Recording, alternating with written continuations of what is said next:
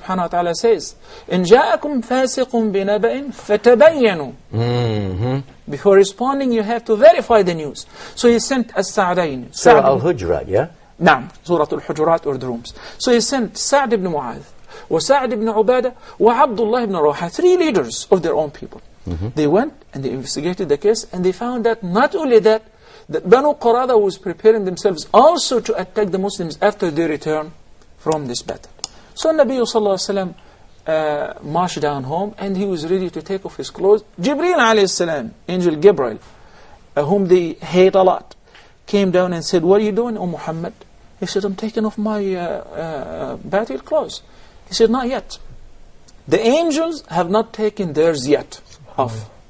You have to follow us to Banu Qurayza." And this is when the Prophet ﷺ says, "Whosoever believes in Allah and listens to my statement should not pray Asr here, should pray Asr in Banu Qurayza." This is a very immediate command that we have to march down to Banu Qurayza to teach them a lesson. So when they went there and they besieged them, by the way, the Confederates besieged the Muslims for almost for a whole month. So it was not just a rumor, no, it was something going on for a whole month. And Allah subhanahu wa ta'ala describes the critical situation of Muslims in Surah Al-Ahzab when He says, وَإِذْ زَاغَتِ الْأَبْصَارُ وَبَلَغَتِ الْقُلُوبُ الْحَنَاجِرُ وَتَظُنُّونَ بِاللَّهِ الظُّنُونَ. Remember what happened? Your eyes grew wild. You could not believe your eyes. That you're being sandwiched. There is a risk in front of you and a danger behind you in Al-Madinah.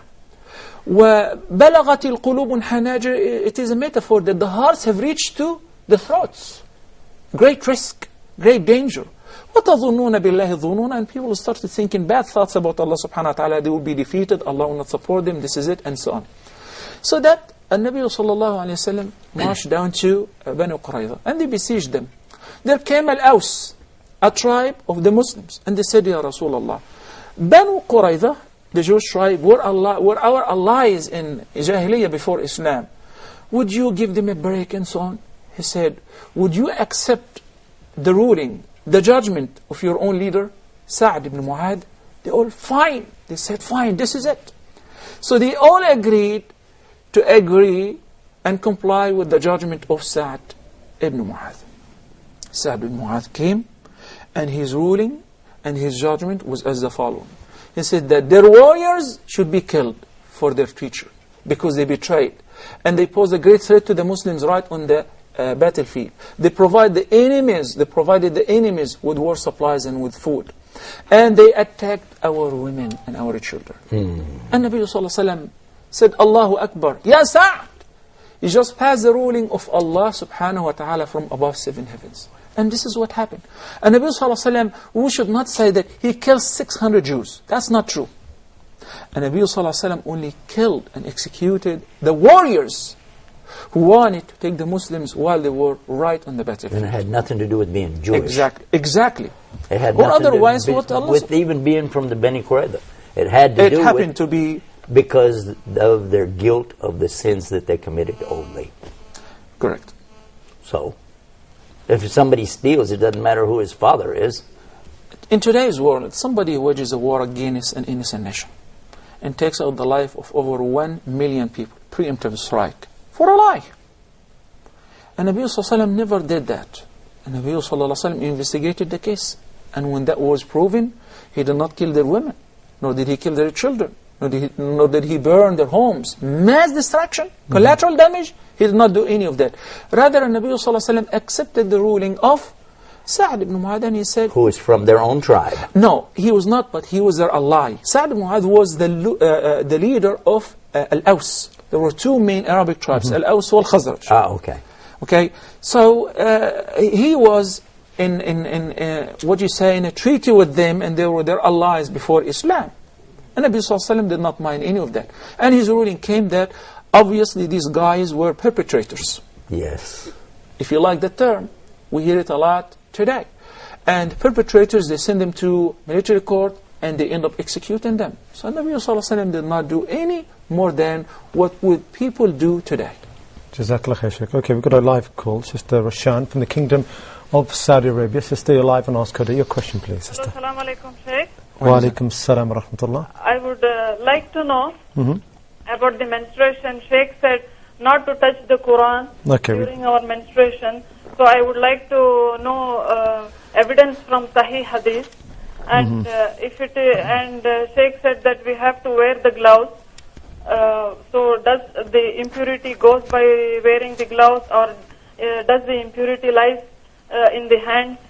Okay. And the second doubt is, Quran says it is Huda linnas. 25% of the woman's life is spent in menstruation. So what if she has some problems in life and she has to face problems, and why this privilege of consoling her heart by reading the Quran has been taken away from her? And when we do dawa work, and some sheikhs say we can give the translation of the Holy Quran to the non-Muslims. So are the Muslimah women worse than them during menstruation period? And some I have heard also that during menstruation we can recite the verses from the Holy Quran which we have memorized. So what is the difference in reading the Quran or reciting? Anyway, the meaning of the Quran is... Okay, we'll go through all those, inshallah. Jazakallah, sister. Thank you. Okay, we have Brother Fasir now from the Kingdom of Saudi Arabia. Also, Brother Fasir, you're live and ask Huda your question, please. Assalamu alaikum, Sheikh. Wa alaikum assalam wa rahmatullahi wa barakatuh. Sheikh, how are you? Alhamdulillah, thank you so much for calling. Sheikh, I want to know that which one of the following is better? Giving sadaqah jariyah to some trusted Muslim organization, or personally giving money to some needy people? And my second thing is on the behalf of my mother, that she wants the CDs for visitors at home. So can you please provide this? Okay, inshallah, we'll check on that. Wa jazakum. Okay. That's Brother Fasir from the Kingdom of Saudi Arabia, our young viewer there. Jazakallah khair, brother, for your questions. Sheikh, we had a question before, and it's from Sister Jumana from the United Arab Emirates, regarding using beads to recite, to do dhikr and adhkar on, and some of these beads are called misbah in the Arab world. In other words, they're called rosary beads. So Sister wants to know, are we allowed to use this? Since I like the viewers to enjoy talking to Sheikh Yusuf, I would try my utmost to make my answers very brief this episode, inshallah. Okay. As far as using beads in tasbih, or what we call it, actually from the action of making tasbih, or say the tasbih, or the misbah as the Arab like to call it, it is neither bid'ah nor is it haram. But it is preferable that one should make tasbih on their finger joints, because there is a sound hadith that the Prophet ﷺ was addressing a group of women, and he said to them, "اعقدن بالأنامل فإنهن مستنطقات." That your finger joints will be given the power of speaking out on the Day of Judgment. So they're going to say that, "Oh Allah, do not punish us because He used to make tasbih on us." So if we're talking about something that's allowed, but there's something better, in this case, we should adopt what's better. But it was mentioned that some people, some companions, some tabi'een, they used to count the pebbles or the stones to keep track. Yeah. Okay, I want to warn against one thing. Some people take the misbah or the tasbih as a fashion. I've seen some people wearing the tasbih around their neck, as this is a symbol of being a Muslim, or following this sect of Islam. Islam should be only one party, following the Quran and the Sunnah. The tasbih does not represent anything. The misbah itself does not represent anything. But it is your sayings by the tongue and reflection by the heart. So that's why we've noticed some people making tasbih, keep moving the beads while they're talking, or watching a movie, or reading the news. So it's not the action of moving or counting on the tasbih, rather it is pondering the heart by the heart and saying it by the tongue. So the brief answer is, using the misbah is not haram, but it's preferable to make the tasbih on your finger joints. Jazakallah khair. Okay, I've got this question from Sister Safar now from Jordan. Sister, you're live and ask her your question, please, Sister. Assalamu alaikum. Wa alaikum assalam wa rahmatullahi wa barakatuh. I have a question for either one of the sheikhs who might be able to answer, inshallah. I am a revert from the United States, which I'm sure sheikhs identify with. Then that question is to Sheikh Yusuf. And I had moved to Jordan with my family, so my children can learn Arabic and Islam and the whole thing. But of course, my Christian family has had a major problem with that. What is the best thing to do, and how to react to them, as to not cut them ties, as is said in the Quran? Okay. Jazakallah khair, sister. I would kindly Safa. request Sheikh Yusuf Yes. to answer this question right now. You've got the question there, Sheikh. How to treat your family if they're Christians and you've become a Muslim, you've moved away from them? I want to always caution anyone who comes to Islam about this subject.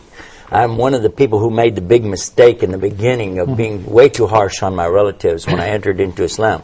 I was what we call gung-ho, immediately telling everybody, oh, Islam, Islam, you have to know it's Islam, you're going to go to hell. You know, it's really the background that I had as being a preacher was coming over into being a Muslim.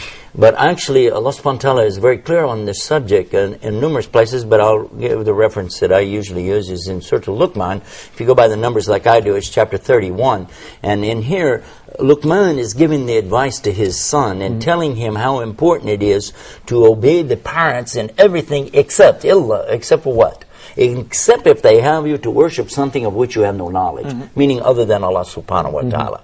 So this is a very clear statement, and so if you're understanding that Allah is saying obey them in everything except that, so this is clear. And we must give honor, dignity, respect, and really, as much as you can, give your love to them, even if they're attacking you, attacking Islam and so on, because you realize these are the people that raised you up. These are the people that had you in the first place. Your mother carried you inside of her for all those months and then delivered you in such pain and grief that she suffered. This mentioned in Quran like that. That she suffered, you know, in giving childbirth to you. Now, who are you to come back on her and tell her, you have to believe like this, you have to believe like that? It's not for you to do that. If she would like to believe, would like to know, this is another subject. But the first thing is you have to give the good treatment to your parents. And if Allah wants, He can soften their hearts through your good behavior. Correct. And I highly recommend that everybody consider this, because when I was trying to give the dawah to my dad, I was really tough on him on one subject. I came to find out later I was wrong. SubhanAllah. Twice. Wrong in the subject of what I was talking about, and wrong in the way I was treating him. And as soon as I shut my mouth, within just a few days, he accepted Islam. Allahu Akbar. Allahu Akbar. But the guy is from Allah. Yeah. Yeah. What do you call that? Manhaj? Manhaj. In Arabic? Manhaj? No. The manhaj of Rasul was never like to be, you know, aggressive to the people and tell them, hey, you better accept Islam, or, you know, or to turn your back on them, to leave them. Because Allah tells us in the Quran about that, don't break the ties of the arham, which is the plural of raham. And raham is from the rahama, or the mercy. Correct. And in Arabic, instead of saying uterus or womb, you have a beautiful word. It means the place of mercy where you're conceived. Isn't that beautiful? Isn't it? It is. I love Islam. You know, Sheikh Yusuf, I wanted to share this beautiful news with you. Before